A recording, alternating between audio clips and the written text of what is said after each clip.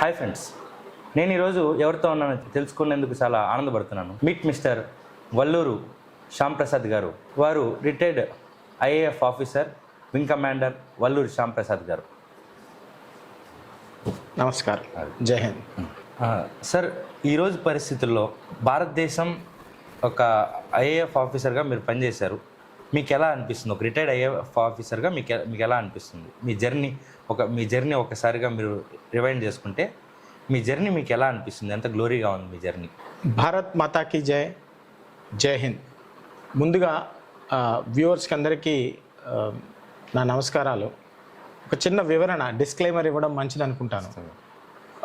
ఈ పాడ్కాస్ట్ కానీ, ఈ ఇంటర్వ్యూ కానీ, ఈ సంభాషణ కానీ మన ప్రేక్షకుల్లో దేశభక్తిని పెంపొందించడానికి, దేశ రక్షణ పట్ల బాధ్యత, అవగాహన పెంచడానికి చేస్తున్న మా చిరు ప్రయత్నంగా నేను భావిస్తున్నాను. ఖచ్చితంగా. మోస్ట్ ఇంపార్టెంట్ ఏంటంటే, ఈ రోజున్న పరిస్థితుల్లో ఈ కార్యక్రమంలో మేము భద్రతా దళాల కదలికలు కానీ, వాళ్ళ ప్రణాళికలు కానీ చర్చించటం లేదు. ఇక్కడ జరిగే మాటలన్నీ కూడా నేను భారతీయ వాయుసేనలో 28 సంవత్సరాలు పనిచేసిన ఆ అనుభవం మీద నాకు తెలిసి కన్నా నేను తెలుసుకున్న విషయాలు మాత్రమే. అదే sir, this is nothing to do with the official state Indian air force policy or defence policy and exactly following the guidelines given by the government of India. Number 1. Number 2, మీరు అడిగిన ప్రశ్నకి సమాధానం ఏంటంటే, నిజంగా చాలా గర్వంగా ఉంది. ఎందుకంటే ఒక్కోసారి అనిపిస్తుంది నేను చేసేసానా అని. అయితే సార్, ఈ రోజున్న సినారియోలో మనం చూసుకున్నట్లయితే, ఈరోజు ఎక్కడైతే పహల్గామ్లో అటాక్ జరిగిందో, ఒక 27 మంది టూరిస్టులు ఎవరైతే ఉగ్రవాదులు వచ్చి వారి మతం అడిగి వారికి సుంతి అయిందో లేదో చూసి, అసలు మాటలతో చెప్పలేని వర్ణనాతీతమైనటువంటి విషయాలను వారి మీద జొప్పించి వారిని హత్య చేయడం, మీరు దాన్ని ఎలా తీసుకుంటారు? రక్తం మరిగిపోతుంది సార్, చెప్పేదేముంది అక్కడ? వేసేయడమే, ఇంకేం మాటలు లేవు, చర్చలు లేవు, తొక్క మీటింగులు లేవు. ఇంతకుముందు one man 10 enemies, 1 bullet 1 kill. మా పాలసీ, ఆర్మీ పాలసీ. ఇంత చర్చలేను సార్. అవును, ఖచ్చితంగా. One bullet 1 man, 1 kill. Okay, 1 bullet 1 kill, 1 man 10. Score వేసుకుంటాం మేము 1:10. మేమంటే when I was in services, obviously దేశం కోసం పోరాడుతున్నాం సార్. దేశ రక్షణ మా బాధ్యత. ఎవరో వచ్చి కాల్చిపారి కూర్చుంటామా? తాటొల్చేస్తాం. ఓకే సార్, అయితే ఖచ్చితంగా ఈ యొక్క దుర్మార్గమైన చర్య మీద ఖచ్చితంగా ప్రతి భారతదేశంలో ఉన్న ప్రజలందరూ కూడా దీన్ని ప్రతిఘటిస్తున్నారు. దీన్ని ఖచ్చితంగా ఒక సొల్యూషన్ కావాలి అని అంటున్నారు. భారతదేశం నుంచి ఉగ్రవాదం వెళ్ళిపోవాలి అని రకరకాలైన స్టేట్మెంట్స్ ఇస్తున్నారు.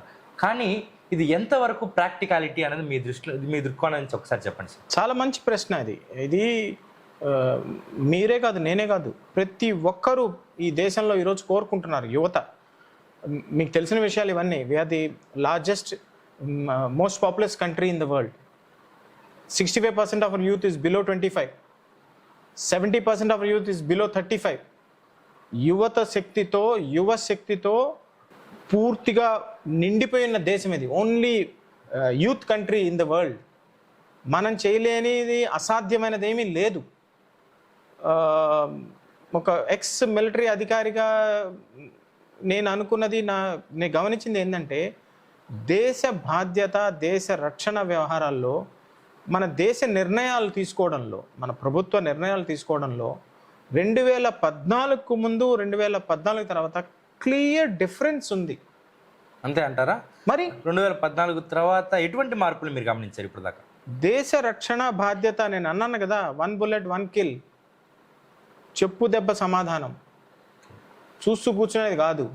మీరు ఒక చెంప దెబ్బ కొడితే మీరు ఇంకోసారి లేకుండా కాళ్ళు ఎరగొట్టే పరిస్థితి. ఎందుకని? మిలిటెంట్స్ మీరు, టెర్రరిస్టులు మీరు.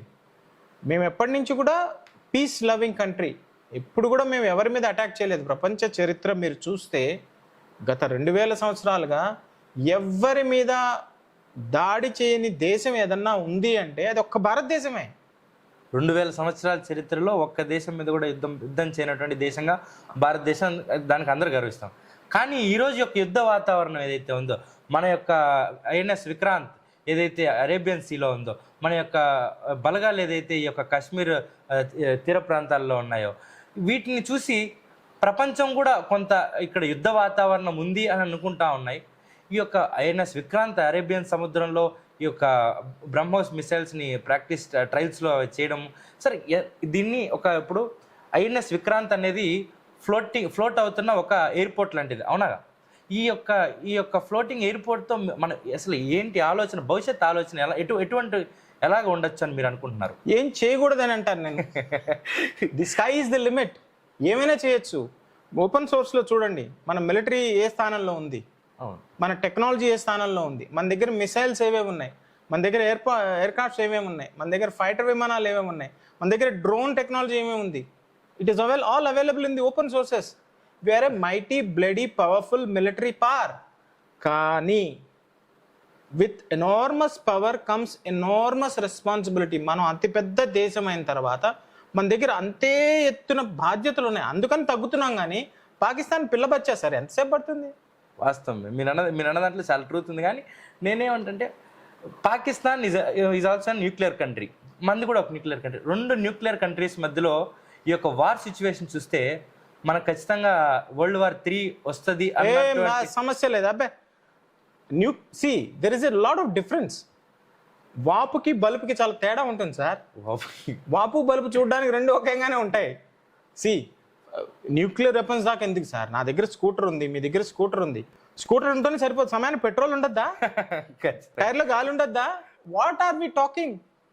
కమాన్ పదా సాయి, అలా 2 కిలోమీటర్స్ పోయిద్దామంటే 6 కిలోమీటర్లు సార్ పెట్రోల్ అయిపోయింది, కొట్టించాలి. పెట్రోల్ బంక్ ఉండదు అక్కడ.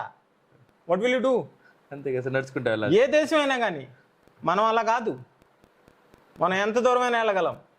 5,000 కిలోమీటర్లు పెట్రోల్ బల్లేదు మనకి. సార్ ఇప్పుడు విషయం ఏంటంటే భారతదేశం యొక్క ఏదైతే ఈ యొక్క స్టాండ్ తీసుకున్న తర్వాత మనం ఖచ్చితంగా ఒక వాళ్ళకు మనం ఒక సమాధానం చెప్పాలి అన్న తర్వాత ఈ యొక్క భారతదేశ ప్రభుత్వం ఏం చేసిందంటే ఇండస్ వాటర్ ట్రీటీని ఏదైతే ఆఫ్ చేయడం కావచ్చు, ఈ యొక్క భారతదేశంలో ఉన్న పాకిస్తానీ పౌరులను వారి దేశానికి వెంటనే పంపించేయడం కావచ్చు, ఈ యొక్క అంబాసిడర్స్ ఎవరైతే ఉంటారో వాళ్ళని కూడా వారి యొక్క దేశానికి తిరిగి వెళ్ళమని చెప్పడం కావచ్చు. ఇవన్నీ సినారియో చూసుకున్నప్పుడు నాకే అనిపించింది, ఏంటి ఒక యుద్ధ వాతావరణంలో మనం ఉన్నాము, ఈ యొక్క ప్రజలుగా మనమేం చేయగలుగుతాము, ఈ యొక్క ప్రజలుగా మనమేం చేయాలి అన్న ఈ యొక్క యుద్ధ వాతావరణానికి మనం ప్రజలుగా మనం ఎలా సంసిద్ధంగా ఉండాలి అన్న దాని గురించి నేను చెప్పడం కంటే కూడా మీలాంటి ఒక పర్సన్ చెప్తే చాలా బాగుంటుందని నా అభిప్రాయం. మీరు ప్రశ్న అడగక ముందే నా దగ్గర ఎంత ఇన్ఫర్మేషన్ ఉందంటే నాకు చాలా ఉబలాటంగా ఉంది చెప్పాలని విషయం. చాలా మంచి ప్రశ్న అడిగారు. అగ్నివీర్ ఏంటి? ప్రభుత్వం ఏనాడో ఆలోచించింది ఈ విషయం. అగ్నివీర్ వచ్చినప్పుడు నేను ఒక ఇంటర్వ్యూ ఇచ్చాను, చాలా ఇంటర్వ్యూలు ఇచ్చాను. జనాలు మన యువత ఎవరో చెప్పారని ఏదో చెప్పారని ట్విట్టర్లో ఫేక్ న్యూస్ చూసుకొని బలైపోతున్నారు. అగ్నివీర్ అంటే ఏంటి? 4 ఏళ్ళు చేయొచ్చు. మీలో దమ్ము సత్తా ఉందా? అక్కడ శ్రమ పడగలరా? 15 ఏళ్ళు చేయండి, లేదా 28 ఏళ్ళు చేయండి. లేదు 4 ఏళ్ళు చేస్తామండి, బయటకు వచ్చి మేము బిజినెస్ పెట్టుకుంటాం, పాలిటిక్స్లోకి వెళ్తాం, లేకపోతే ఇంకోటి ఏదైనా వ్యవసాయం చేస్తామండి, తప్పకుండా దేశం యాజ్ ఎ హోల్ డెవలప్ అవుతుంది. ఆ ప్లాన్ ఆల్రెడీ వచ్చేసింది. అగ్నివీర్ ఎందుకు అనుకున్నారు? అదే కదా నేను ముందు చెప్పాను, 2014 తర్వాత దేశ భద్రత సార్వభౌమత్వం మీద మన దేశం మొత్తం ఆధారపడింది. 140 కోట్ల జనాభా సార్. వీళ్ళకి తిండి పెట్టాలి రోజు. నేను మీరు ఇంటర్వ్యూ చేసుకునే జరగదు కదా. రైతులు పండించాలి, పిల్లలు చదవాలి, ఉద్యోగాలు ఉండాలి, ఇండస్ట్రీస్ నడవాలి. ఒక సమూలంగా చేయాలంటే మీరు ఒక మాట అన్నారు, ఇండస్ వాటర్ ట్రీటీ, గిలగిలు కొట్టుకొని చచ్చిపోతారు పాకిస్తాన్ వాళ్ళు. Stopping Indus water treaty or keeping the Indus water treaty in abeyance. హిందూ జల నదులు అవేందవి? పంజాబ్ అంటే ఏంది? 5 నదులు అవి, సింధులోంచి రకరకాల ఉపనదులుగా మారి. ఆ నీళ్లు లేకపోతే వాళ్ళు ఎంత? ఏదేదో పేపర్లలో చదువుతున్నా నేను, 1 రోజు పడుతుందా 20 రోజులు పడుతుందా? మీ కర్మ ఏంది? నేర్చుకోండి, చదవండి, గెట్ అప్డేటెడ్. క్షణాల్లో చేసేస్తారు మన ఇంజనీర్స్. విషయం ఏంటంటే ఇప్పుడు ఈ యొక్క ఒకవేళ యుద్ధం జరిగిందే అనుకుందాం. ఈ యుద్ధం జరిగిన తర్వాత, యుద్ధం స్టార్ట్ అయిన తర్వాత ఈ స్టార్టింగ్ యొక్క ప్రాసెస్లో కొంత ప్రజలకు కొంత ఇబ్బంది లేకుండా ఉండొచ్చు. కానీ ఒక ప్రొలాంగ్ యుద్ధం నడిచినప్పుడు మనం ఇక్కడ రష్యా యుక్రెయిన్ వార్ చూసుకున్నట్లయితే, ఆ రష్యన్ యుక్రెయిన్ వార్ జరిగినప్పుడు యుక్రెయిన్ జనాభా కూడా చాలా ఇదయ్యారు. రష్యా ఆర్థిక వ్యవస్థ కూడా కొంత అతలాకుతలమైంది. ఇలాంటి పరిస్థితుల్లో భారతదేశం కూడా యుద్ధానికి సిద్ధమైనప్పుడు ఈ యొక్క ఆర్థిక పరిస్థితులు ఎదుర్కొనేందుకు ప్రజలు ఎటువంటి ఇది తీసుకోవాలి? బ్రహ్మాండం ప్రశ్న అడిగారు సార్. నేను మేము తిరిగి ప్రశ్న అడతాను, మీరు ఇల్లు కట్టుకునేటప్పుడు కష్టాలు పడరా? ఖచ్చితంగా పడతాం కదా, రంగు కొట్టించుకున్నప్పుడు బయట నిలబడరా, వాసన పీల్చరా, ఖచ్చితంగా పిలిచాలి కదా, పక్క రోజు తగతగలాడే ఇంట్లో గృహప్రవేశం చేయరా? చేస్తాం కదా. తప్పకుండా చేస్తాం, కొత్త ఇంట్లో గృహప్రవేశం చేస్తాం. అంటే మీరు డైరెక్ట్గా పాకిస్తాన్ని మనం ఖచ్చితంగా ఆక్యుపై చేస్తాము. పాకిస్తాన్ ఏంటి సార్, ప్రపంచంలో 190 దేశాలు ఉన్నాయి. మన పవర్కి మనం అనుకోలే కానీ సింహం జూలు విదిల్చడమే ఆలస్యం. ఆ తర్వాత ఇంక మాటలు చర్చలు ఉండవు. నాకు ఒళ్ళు నిక్కుపొచ్చు. ఒళ్ళేంటి సార్, పరిస్థితులు అట్టున్నాయి. I'm not showing off. మీరు చెప్తుంటే ఒక్కసారి అఖండ భారత వ్యూ పిక్చర్ ఏదైతే ఉందో, మన అఖండ భారతం కదా, మాకు నేర్పిస్తారు మా హిస్టరీ ఏంటి, మా పాస్ట్ ఏంటి, మా ప్రెజెంట్ ఏంటి, మా ఫ్యూచర్ ఏంటి. వార్ స్టడీస్ అంటాం, వార్ పవర్స్ అంటాం. మనం ఏం చేసుకున్నాం?